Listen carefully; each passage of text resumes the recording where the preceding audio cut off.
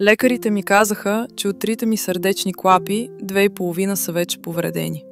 Ако не се направи операция, най-много ще живея още 3 месеца. Но аз нямах възможност за операция. Можех само да поддържам живота си с лекарства у дома. Накрая теглото ми падна под 40 кг. И всички роднини казваха, че няма да издържа дълго. Исках да извикам към Бога за помощ, но се чувствах засрамен. Защото по-рано, когато братя и сестри ме канеха да чета Божието Слово, аз само казвах: нямам време, трябва да изкарвам пари. А сега истински съжалявах. Плачех и се молех: Боже, съгреших. Ако ми позволиш да живея, ще се върна и ще вярвам в Теб с цяло сърце. И чудото стана. Болката в сърцето ми изчезна. Започнах отново да се храня, да ходя и се върнах в църквата.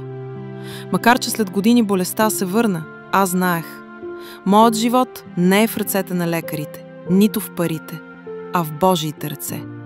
Всеки ден се молех и четях Божието Слово.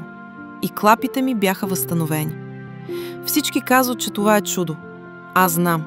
Това беше Бог, който ми даде втори живот.